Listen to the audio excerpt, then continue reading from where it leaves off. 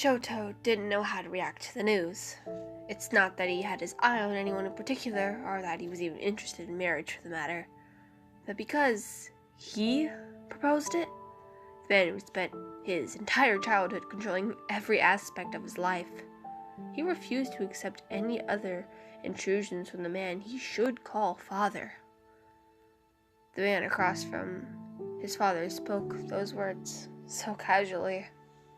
So, Endeavor, when are these two tying the knot? At first, he thought he had misheard or misunderstood, and then his father responded, just as casually, "The date is set for next month." The normally calm and collected boy almost burst the entire room into flames. He clenched his silverware so hard his knuckles turned white and his teeth grounded together. But he couldn't say anything in front of his father's guest and his daughter, for fear of shaming himself. The girl across from him offered a sympathetic look, but he turned away, already prepared the earful he was going to give his father. "I want nothing to do with this," he glowered on Endeavor as soon as they were home. "You've made my life a living hell controlling everything, and now you want to control my marriage?" "I'm doing this for you," Endeavor bellowed right back. "The Todoroki name, for your future. It's all for you. I want no part. If you don't agree, you'll never see your mother or the siblings again." The calm threat was enough to drench Shoto's wrath into submissive fear. The flaming monster in front of him proven once again that he hasn't an ounce of sympathy for his blood. He learned that family is the only thing keeping his son under his thumb, and he was actively exploiting that weakness. All the boy could do was swallow and walk away, retreating to the outside world to escape his bitter reality, ever temporarily. Shoto doesn't have outbursts often, but there are times when the straw finally breaks the camel's back, and this is one of them. All he can do is run until he can't run anymore, reaching somewhere secluded enough where he can start bursting out flames and ice without anyone. Finally getting to a forest where he could do the exact thing and screaming to his heart's content. It's the only way he can do that is under his control. It's the only thing he can do that is under his control. In the month that followed up to the wedding, Shoto barely spoke a word to anyone, choosing to isolate himself. He often came out when he suddenly had to show his face at functions to the bride's family and to look presentable. His mind was always absent, the time flying in a blur of colors and white. Thankfully, his father did the preparation, so all he had to do was go along with everything. Shoto was simply playing a role in a play or a movie. He was an actor who deserved an award for being character for a month. The night of the wedding, he and his newly wedded life were whisked away to their new home, being alone for the first time together. He didn't even know what she looked like, nor did he care. As soon as they walked through the door of their already furnished house, he released a heavy breath, brushed past her, unbuttoned his tuxedo, and, cold as his ice quirk, instructed, "I'm going to bed. Don't come up tonight." It was the first time he had ever spoken directly to her. His wife, through the entire ordeal, was patient with him. She didn't want this arrangement either, but she figured they could at least talk it out and come to a mutual agreement. The entire month, she never pushed him to speak to her. She anticipated that he would be rational about this, as she was told by her family, and that they would be able to talk things over when they were finally alone. Just as she was going to speak her mind, the way she had rehearsed it many times, he dismissed her. She was hurt, but she understood. He's exhausted after the whole month of stress and preparations, she realized. He wants to rest. I wouldn't want to talk to a stranger after all that either. Resolving to try again tomorrow morning, she undressed with great difficulty, crept into the master bedroom for her clothes while Shoto showers, retrieved her pajamas quietly as she went into the living room.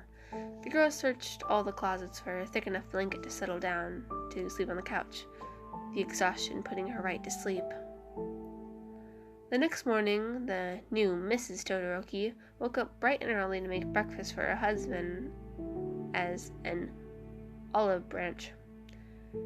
She toiled away in the kitchen somewhat, making a racket, even though she wanted to stay quiet so Shoto could sleep. And just as she finished setting the table and had to face the question of how to wake him, the boy padded down from the room. "Oh, morning," she smiled brightly at him. He murmured a greeting back, only to be polite, his face devoid of any real emotions other than coldness. He sat as far away from her as possible, thanking her for the meal half-heartedly and digging in without another word. After waiting a few moments to let him satisfy his hunger, she cleared her throat. "So, your tamagoyaki needs more soy sauce and butter," he stuttered bluntly. She blinks at the harsh comment. It was shocking he said anything to her at all. And the first thing he said was an insult. "And the miso has no flavor," he continued in the same tone.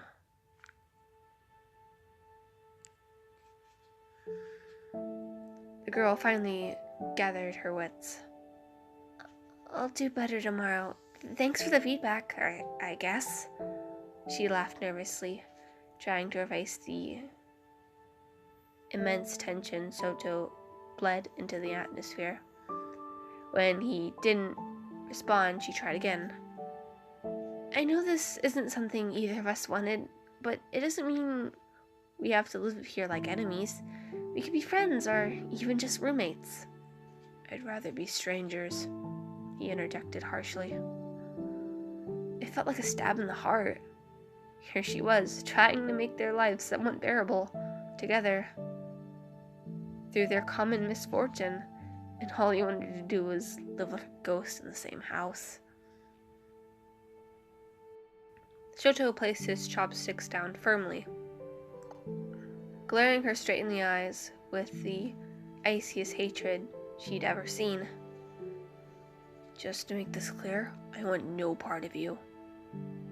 You live your life, and I live mine. You can have the bedroom to sleep at night if you want, but it's mine when I come home to shower and prepare for bed. You will not sleep, talk, or breathe near each other as long as we're in this house." She dipped her head to feet, unable to bear the weight of stare. Can we at least have our meals together?" she asked feebly. It's something he respected, coming from family values, no matter how broken. It's the only exception he made to their less-than relationship. Months passed, and she kept her end of the bargain through a suffocating routine. At first, the girl was kind, trying to get him to open up to her somehow without overstepping her boundaries. She made excuses for him constantly. "He's just tired. The least I can do is leave him alone. I can't come for him anyway. I'm a stranger. He's still upset about the whole thing. He'll come around." She even begged her boss to let her leave a little early every day to make sure she had an ample amount of time to get home, shower, and prepare for dinner before Shoto returned. When he did, he wordlessly showered, sat down for dinner, nitpicked at her cooking, finished eating, and then went to sleep on the living room couch, all without even sparing her a glance.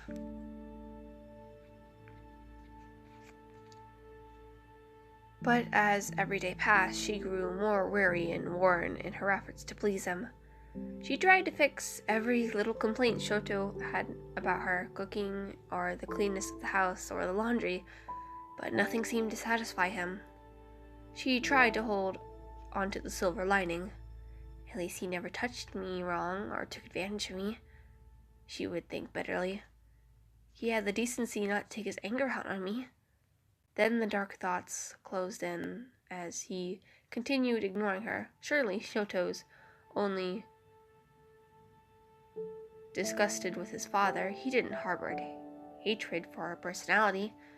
Then she would remember the hate and disgust in his mismatched eyes the first day of their marriage.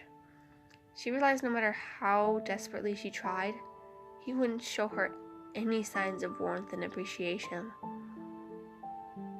No more did she try to make conversations with him during meals or greet him when he came home. These were days, she thought. Why should I even try? He wouldn't like it either way. What's the point in giving up today? Maybe he'll even criticize how we sleep. But she still rose out of bed every morning and carried out her routine, because it could always be worse. A sliver of hope came in the form of Shoto's birthday. The girl figured if she did something just a little special, he would acknowledge her even the tiniest bit. She spent the day beforehand researching and testing out the perfect cold soba recipes because she knew it was his favorite. She lit some candles on the table and brought a small cake for them to share. When he came home, she was sure he would notice and say something. But he didn't. He went straight up to the bedroom, as he usually did, without a word. Though she felt a glimmer lessen in her heart, she didn't give up. For the first time in a while, she verbalized her thoughts to him. "I made your favorite for your birthday," she chirped, as he sat down, setting the plate and a cup of dipping sauce in front of him. She was so eager for him to try it because she was confident she'd gotten it right this time. If she were a dog, her tail would be wagging in appreciation as he slurped the noodles into his mouth. She waited patiently for his feedback, leaning forward in excitement as he swallowed. "The noodles are slightly overcooked, and the dipping sauce is too strong. You didn't add enough water." Her hopes came crashing to a halt. She couldn't even muster anything else to say as he hastily finished his dinner and rose to leave. She stood up, heart hammering in her chest. "What about the cake? Anything, something." "I don't want it." He turned his back to her. I got it for you." It was the first time she explicitly stated her intentions, the first time she made herself vulnerable. "You shouldn't have gotten it at all. It was a waste of time. Why would you even try?" The calm and cold words stung her as he got up and left her in the dining room alone. His words echoed against the empty walls of the dining room. She looked down at the cake he disregarded, feeling cold and dizzy. She took a shaky breath in and out before resting her head on the cold glass table to stabilize herself. The voice stabbed through her, even as she closed her eyes to block them out. It was then she felt bluntly in her mind, "He hates me."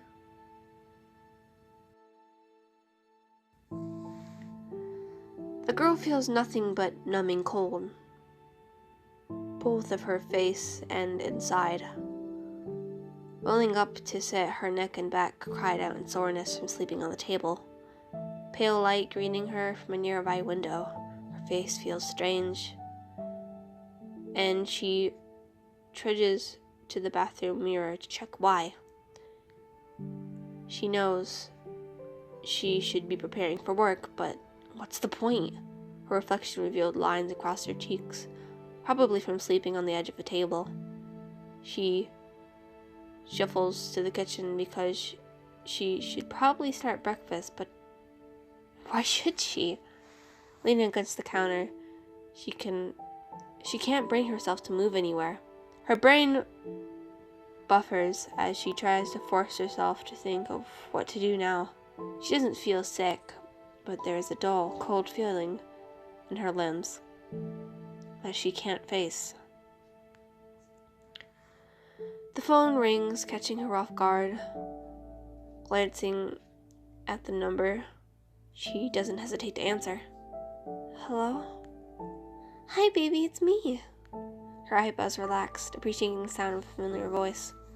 Hi, Mom. What's up? She knows her voice sounds weak. She's hoping the woman can't hear it. I'm just checking in. You haven't called in a while. Is something up? You don't sound good. I'm fine. She stumbles over the word. How's Dad? He's doing well. You sure you're not sick, sweetie? I'm not. She leans her back to the counter.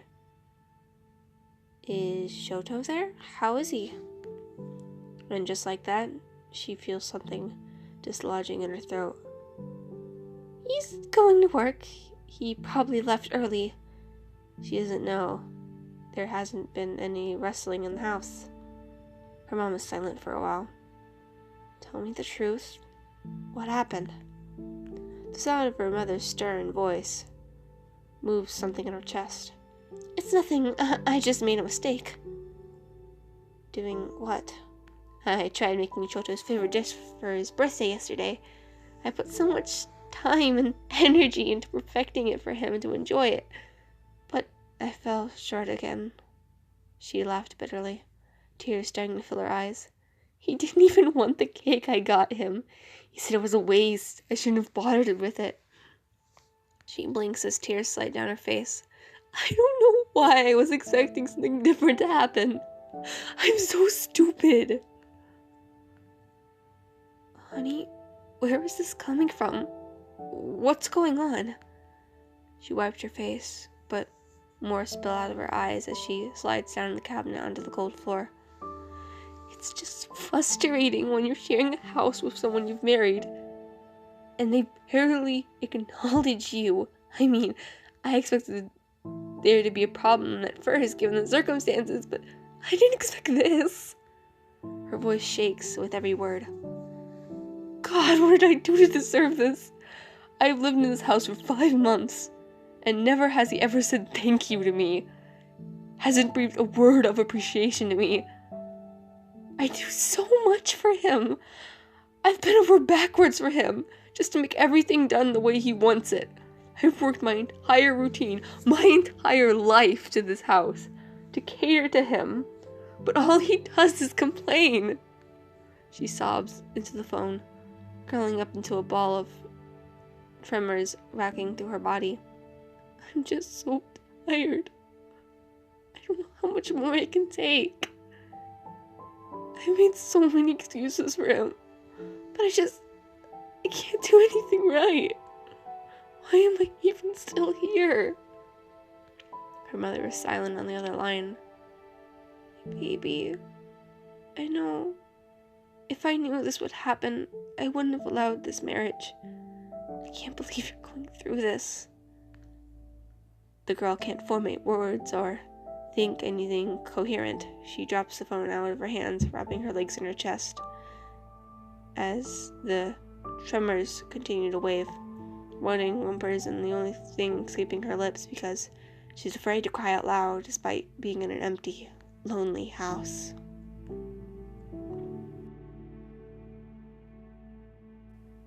Shoto heard something he probably shouldn't have, but he definitely needed to hear it. It bothered him for the rest of the day. It was a sobering slap in the face that made him feel shame and regret. A hard-to-swallow pill that sat in his stomach the entire day. On his way back home, the sounds of her sobs echoed in his mind. He cursed his behavior for the past few months, at the very least. He made a lady cry, and at the most, he had been a complete asshole, it's all his fault. That is something he's completely aware of and is ready to take full responsibility for.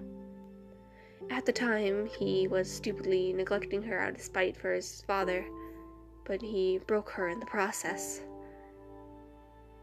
He's angry that he had to hear her cry to realize that. The only thing he can do now is hurry home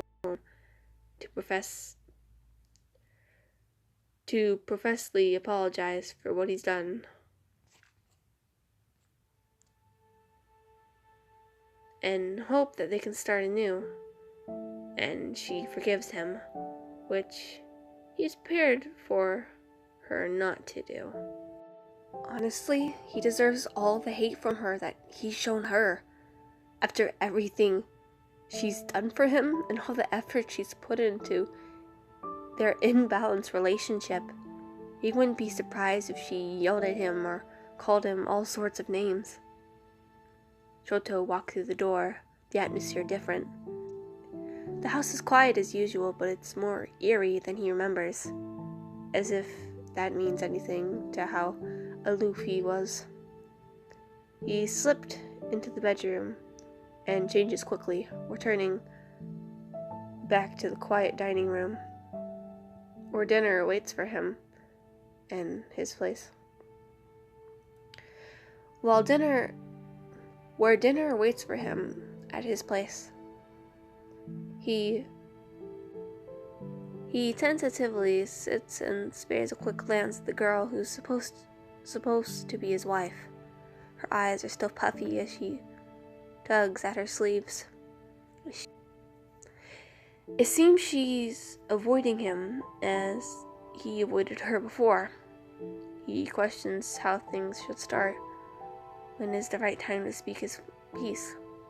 Will she listen to him now? He decided to take a bite first and chew slowly. I guess a thank you is a good place to start.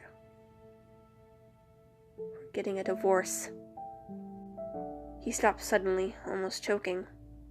You don't owe me anything, and I don't want anything from you. She isn't looking at him, voice calm and collected. Besides, it's better this way since it's what you wanted. She rises to her seat smoothly. I've already packed for the next few nights.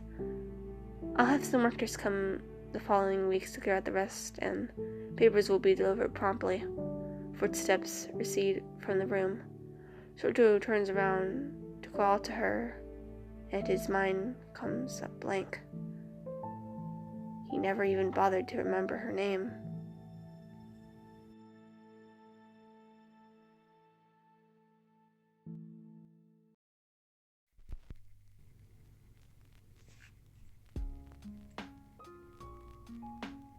I'm like, there's a part 2! Okay, hold on, go back to part 1. Okay. Alright, so if you can tell, angst. Heavy angst. This was Name. It's a Todoroki X-Reader fanfic written by Random-mha-thoughts. You can find them on Tumblr. They are pretty awesome writer. I'm reading little informational things in the back that were supposed to be read first, but I thought to add more dramatic, angsty tone, I'd read it last, because, Todoroki X female reader. Anon asks, suggesting for a Todoroki angst. He got an arranged marriage with, SO, because her dad was offered a large amount of money to her family for this. Indeed, it's not what they're both looking for, but Todoroki really acts cold and sharp, openly criticizing her.